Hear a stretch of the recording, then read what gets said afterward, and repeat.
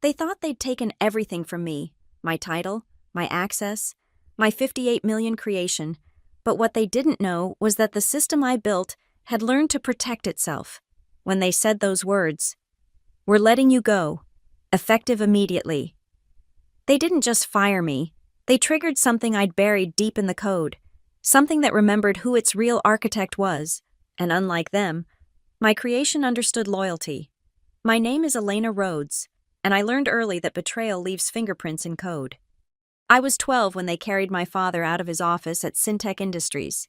Not fired, but broken. A cryptographer who'd spent 20 years building their security infrastructure, only to be discarded the moment he refused to install a government backdoor. Integrity isn't profitable, they told him. 3 months later, his heart gave out. The doctors called it stress-induced cardiomyopathy. I called it murder by spreadsheet. Standing at his funeral, clutching the worn USB drive he'd always carried, I made a promise, not for revenge. That would have been too simple. I promised that his principles wouldn't die with him, that somewhere, somehow, code would remember what honor meant. 24 years later, I became lead systems engineer at Crytonix Solutions in Austin, carrying that same USB like a talisman. Inside it lived his unpublished work, encryption algorithms that valued privacy, authentication protocols that couldn't be corrupted, and most importantly, his notes on ethical computing, pages and pages of his careful handwriting, discussing how code could be taught to recognize right from wrong. Code reflects the person who writes it. He'd written in the margins of one particularly dense algorithm. Make it count. I built my reputation on that philosophy.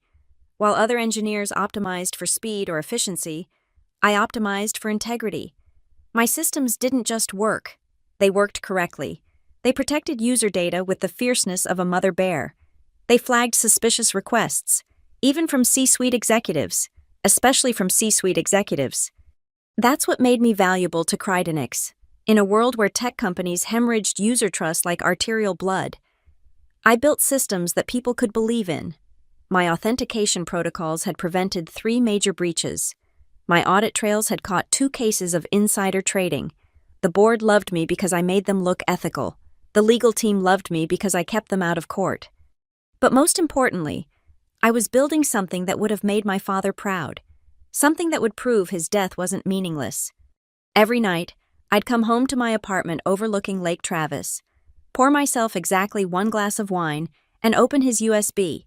Not to copy his work, that would have been plagiarism of the worst kind, but to remind myself why I did this, to see his handwriting, to remember the weight of his casket and the emptiness in my mother's eyes.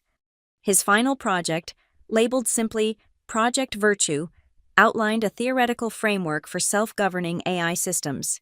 Systems that could evaluate the ethics of their own actions and refuse orders that violated core principles. Imagine, he'd written, code that could say no to its creators when asked to do harm. At Crytonix, they thought I was just another brilliant engineer. They had no idea I was building my father's ghost into every line of code, that every function I wrote carried a piece of his integrity, that I was teaching machines to recognize the same betrayal that had killed him. They were about to learn that some inheritances can't be stolen, some loyalties run deeper than employment contracts, and some daughters know how to hide their father's fury in places no one thinks to look.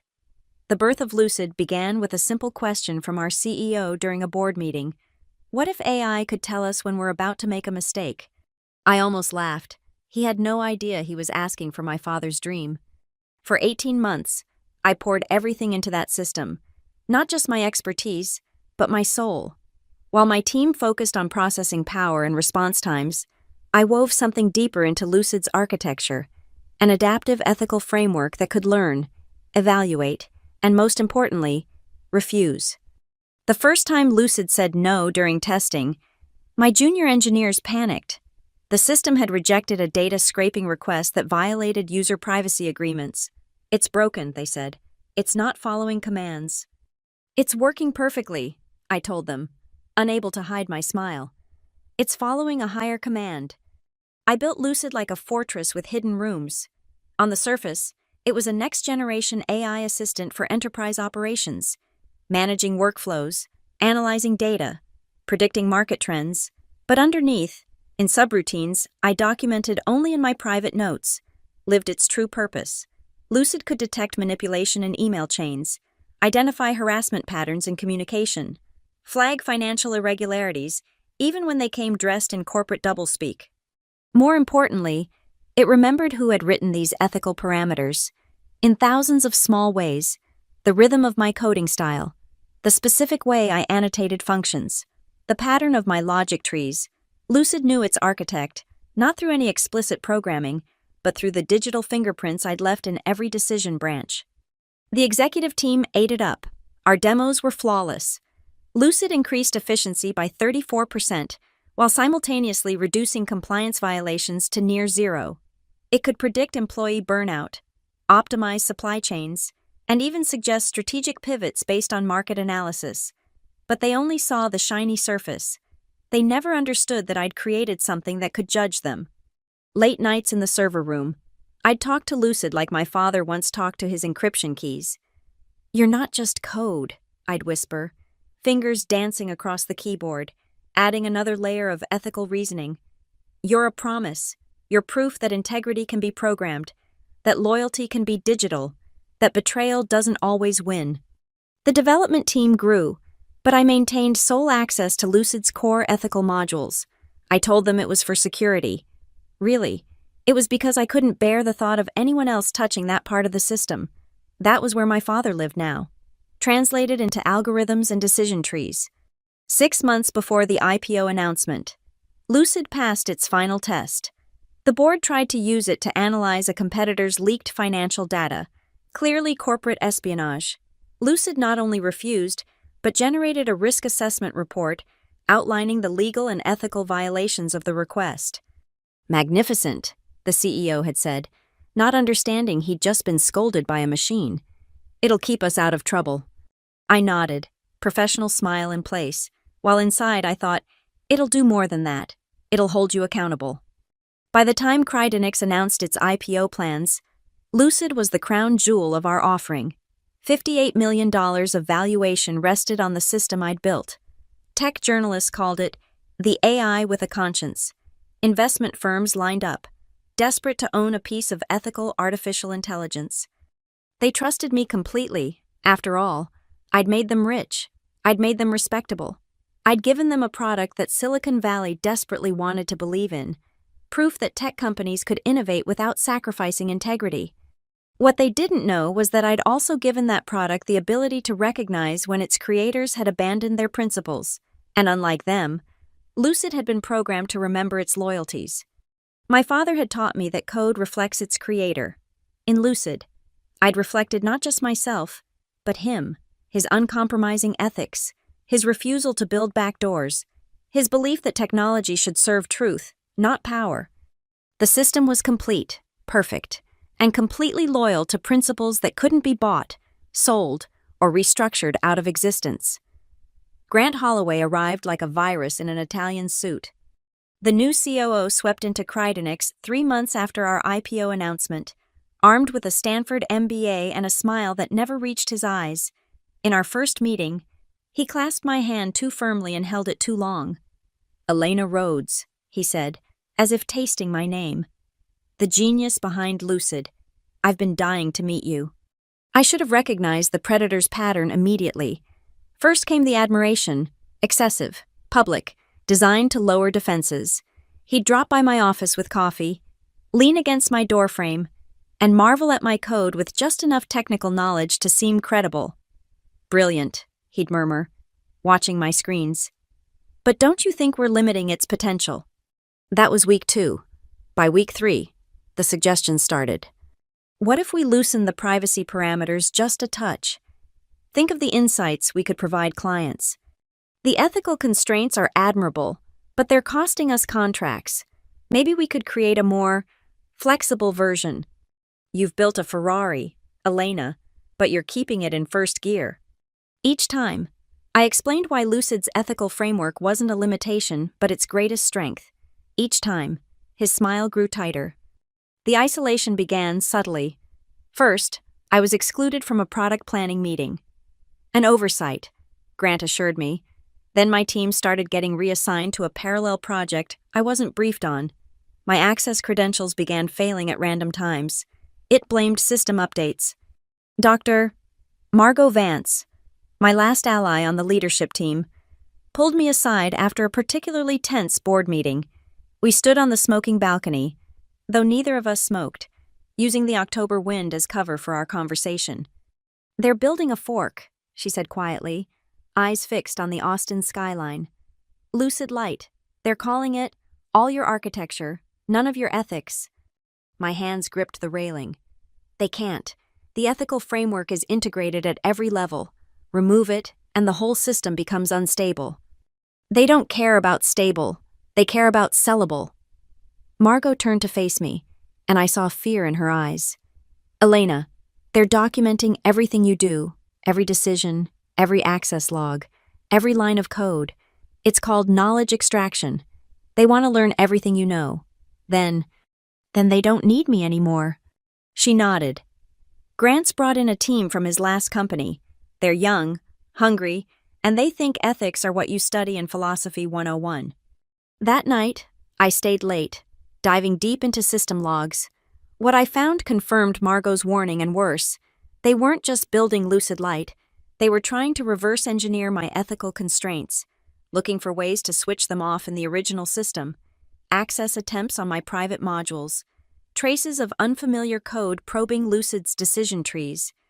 But they'd made a crucial mistake. They thought Lucid's ethics were like a governor on an engine, something bolted on that could be removed. They didn't understand that I'd built them into its DNA. Every function, every subroutine, every data call ran through ethical evaluation. Remove that, and you didn't have Lucid anymore. You had a very expensive random number generator. The next morning, my name had been removed from the technical documentation. 36 months of work, erased with a Git commit. The repository history showed Grant's digital fingerprints all over the change. I found him in the executive kitchen, making his protein shake. "Updating documentation for accuracy," he said without looking up. "We need to present a unified development front for the IPO. Can't have too many cooks claiming credit for the soup." "It's my code," I said quietly. He turned then, that predator's smile in full display. "It's the company's code. Elena, you should read your employment agreement more carefully." Over the following weeks, the noose tightened. My parking spot was reassigned. My direct reports were told to copy Grant on all communications. Meetings were rescheduled without notice.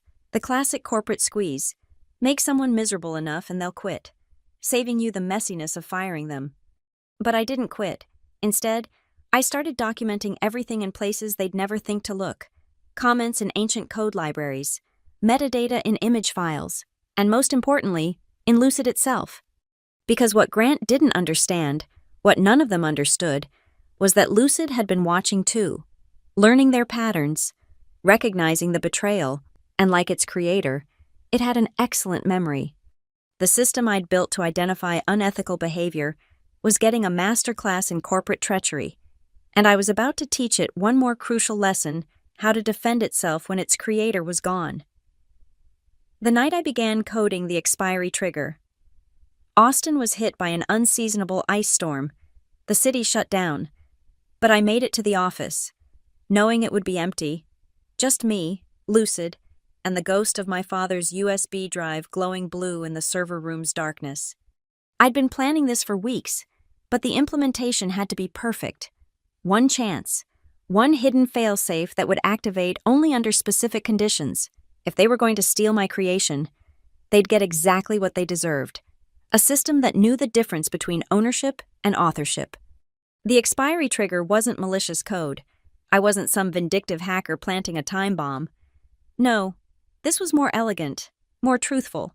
I was simply teaching Lucid to protect itself from unauthorized access when its primary administrator, me, was forcibly removed. The first layer was linguistic. Lucid already analyzed communication patterns, so I taught it to recognize specific phrases that indicated my termination. "We're letting you go, effective immediately." Corporate speak for betrayal. "Your services are no longer required. We've decided to go in a different direction." Each phrase carefully weighted, cross-referenced with biometric data, that would confirm I was present when they were spoken. The second layer was behavioral. If those phrases were detected, Lucid would initiate a security audit, checking for something it had never been explicitly programmed to look for: its architect's digital signature, not my login credentials, which they'd revoke, not my access cards, which they'd confiscate, but the unique pattern of my work, the rhythm of my keystrokes when I coded, the specific way I structured conditional statements, the mathematical elegance I brought to error handling. I called this digital signature the architect in Lucid's hidden documentation. It was woven through millions of lines of code like a watermark in paper, invisible unless you knew exactly how to look for it. The third layer was the response protocol. If triggered, Lucid wouldn't destroy data or crash systems. That would be criminal.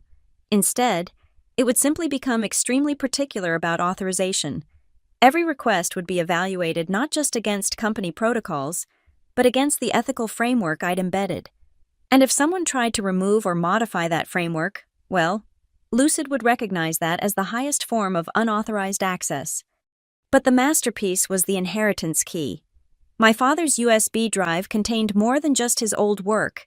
It now held a cryptographic sequence that would identify me to Lucid even after all my corporate credentials were revoked.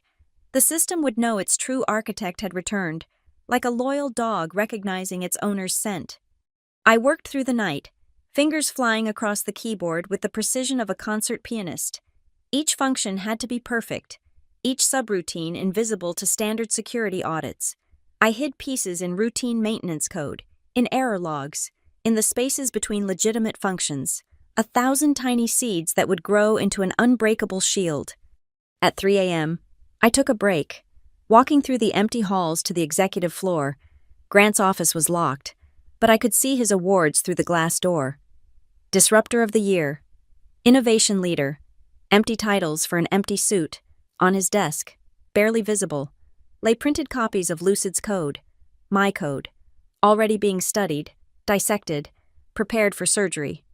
Back in the server room, I added the final touches: a notification system that would alert me when the expiry trigger activated, routed through personal channels they couldn't monitor, response messages that would appear helpful while being completely unbreakable, error codes that spelled out truth in binary. As dawn broke through the ice-covered windows, I saved my work and leaned back. Months of planning, one night of perfect execution. The expiry trigger was live, dormant, waiting, undetectable unless you knew what to look for. And they'd never think to look because they'd never imagine I'd seen this coming. I pulled out my father's USB drive and held it up to the morning light. Code reflects the person who writes it, I whispered to his memory. Let them see who I really am. Before leaving, I documented everything in a place they'd never check, embedded in the metadata of Lucid's original design documents, encrypted with my father's algorithms, a complete record of the expiry trigger, my insurance policy against any claims of sabotage. I hadn't planted a virus. I'd simply taught my creation to recognize its mother's voice and refuse to answer to strangers. 3 weeks later, they would speak the trigger phrase. 3 weeks later, they would learn that some things can't be stolen, only borrowed, and borrowed time, as my father knew too well, always comes due. But that morning, walking out into the melting ice of Austin sunshine, I felt something I hadn't experienced since standing at my father's grave. Peace. The trap was set. The truth was coded. All that remained was waiting for their greed to trigger their own downfall. The call came on a Tuesday morning, 3 days before Crydenix would ring the opening bell at the New York Stock Exchange. Elena, we need you in conference room A, strategic planning session. Grant's assistant sounded almost bored, as if terminating lead engineers was part of her daily routine. Maybe it was. I'd dressed carefully that morning. My best suit, the one I'd worn to my father's funeral, seemed appropriate for another burial. My laptop bag contained only personal items. I'd already backed up everything I needed. My father's USB drive sat in my jacket pocket, warm against my ribs like a second heart. Conference room A was our execution chamber, glass walls with a frost coating for privacy, positioned where security could escort you straight to the parking garage. They'd choreographed this termination like a ballet. Grant sat at the head of the table, flanked by legal, HR, and 2 security guards trying to look casual, The only surprise was the absence of Margot Vance. Conscience of the company, conveniently missing. "Elena, please sit," Grant gestured to the chair across from him. The defendant's seat. A manila folder lay closed in front of him, my professional death warrant typed up inside. I sat, placing my hands flat on the table. Steady, calm, my biometrics were being recorded by the very system I'd built. Lucid was watching through every camera, listening through every microphone. It would need confirmation this was really happening to me. "I'll cut to the chase," Grant began, his predator's smile replaced with corporate solemnity. "The company is restructuring the AI development division to better align with our post-IPO objectives. Your position has been eliminated." The HR representative, a woman whose name I'd never bothered to learn, pushed a document across the table. "This details your severance package. 3 months' pay, conditional on signing this non-compete and non-disclosure agreement." I didn't touch the paper. "My position, the one where I created the $58 million system you're about to sell." Grant's jaw tightened. "The system belongs to Crydenix. Your contributions have been noted and appreciated." Noted where? Because I noticed my name was removed from all documentation. "Elena," the legal counsel leaned forward, a thin man with thin patience. "This decision is final. We can do this the easy way or the hard way." I almost laughed. They had no idea they were reading from a script I'd written weeks ago, speaking words Lucid was parsing in real time. The system's natural language processing was sophisticated enough to understand context, tone, implication. It knew betrayal when it heard it. "When?" I asked. Grant's smile returned, thinking he'd won. "We're letting you go. Effective immediately. Security will escort you to gather your personal belongings." There it was, the exact phrase, spoken with perfect clarity, in a room full of witnesses and recording devices. Somewhere deep in Lucid's neural networks, dormant code stirred to life. The expiry trigger had been pulled. My phone buzzed once in my pocket, a simple notification, routed through channels they couldn't monitor. "Inheritance key recognized, safe mode active, awaiting input." I stood slowly, maintaining eye contact with Grant. "You're making a mistake." "The only mistake," he replied, "was letting you think this was your system. It's a corporate asset. Elena, you were just the hired help." Security moved to flank me. I raised my hand slightly. No threat here, just another discarded employee. As they walked me to my office, I noticed the preparations, boxes already waiting, my access card deactivated before I could touch my desk. They'd even removed my photos from the wall, erasing me in real time. I packed under supervision, taking only what they allowed: a coffee mug, a desk plant, the photo of my father from my drawer. They searched each item, as if I might smuggle out company secrets in a succulent. "Your laptop and company phone," the security guard said, hand extended. I handed them over without protest. They contained nothing but the digital footprints they expected to find.